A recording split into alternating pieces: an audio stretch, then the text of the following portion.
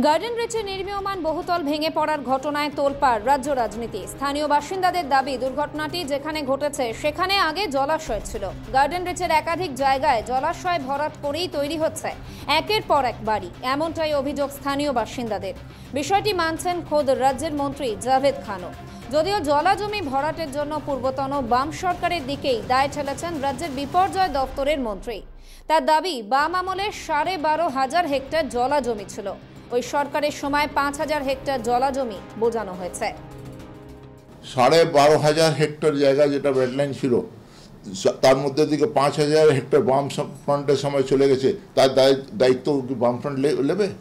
আমাদের বিকাশ রঞ্জন ভট্টাচার্য যখন মেয়র ছিলেন, আমি লিডার অফিসিয়ান ছিলাম, আমি এত মোটা আমার কাছে ফাইল আছে, ইলিগাল বিল্ডিং হচ্ছিল, আমি তাকে জানিয়েছিলাম, একটা তো ভাঙিনি তখন। পাশাপাশি শহর জুড়ে যে অবৈধ নির্মাণ হচ্ছে সে কথাও মেনে নিয়েছেন রাজ্যের মন্ত্রী। তার দাবি, সারা শহরে 4 থেকে 5 লক্ষের মতো অবৈধ নির্মাণ রয়েছে। আজকে ওই গার্ডেন রিচ আর তপসিয়া, বেহালা আর সারা কলকাতায় 4 লাখের উপরে, 4-5 লাখের উপরে ইলিগাল কনস্ট্রাকশন আছে। সেই কনস্ট্রাকশনগুলোকে সবকে ভেঙে দিতে পারবেন আপনারা?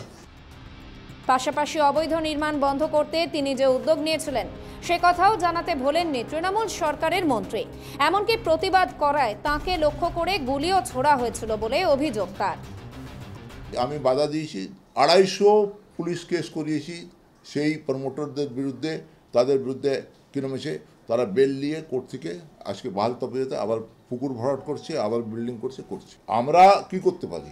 আমার উপরে যদি গুলি চলতে পারে, as a councillor, as a MLA হিসাবে আমি যদি বাধা দিই, সেইখানে আমি তো প্রশাসনকে হেল্প করবো, আমি তো ভাঙতে যাব না। জাভেদ খানের এহেন মন্তব্য নিয়ে উঠছে একাধিক প্রশ্ন।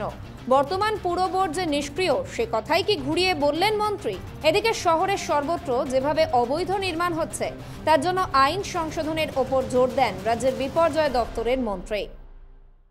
হচ্ছে আনঅথরাইজ হচ্ছে, ইলিগাল হচ্ছে, কেন হচ্ছে? কোনো জায়গা আইনের সংশোধনের প্রয়োজন আছে, কোনো জায়গা ম্যান পাওয়ার ইনক্রিজ করার দরকার আছে। পাশাপাশি পুরো প্রশাসনের খামতি দূর করতে তৃণমূল সরকার যে সক্রিয় সে কথাও জানাতে ভোলেননি জাভেদ খান।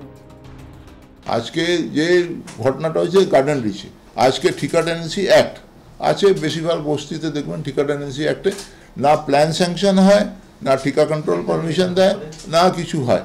আমাদের সরকার এসে এখন এক জায়গা সিঙ্গেল উইন্ডো করেছে, কর্পোরেশনের মধ্যে বিএলআরওকে বসিয়েছে, ঠিকা কন্ট্রোলারকে বসিয়েছে। বিষয়টি নিয়ে তৃণমূল সরকার যে সচেতন তা জানাতে চেষ্টার কোনো কসুর করেননি রাজ্যের মন্ত্রী জাভেদ খান। স্বভাবতই প্রশ্ন উঠছে যে সরকার যদি সচেতনই হয় তাহলে গার্ডেন রিচের মতো ঘটনা ঘটে কি করে? এটা পুরো প্রশাসনের ব্যর্থতা নয়? এই প্রশ্নই তুলছে ওয়াকিবহাল মহল। ক্যালকাটা নিউজ।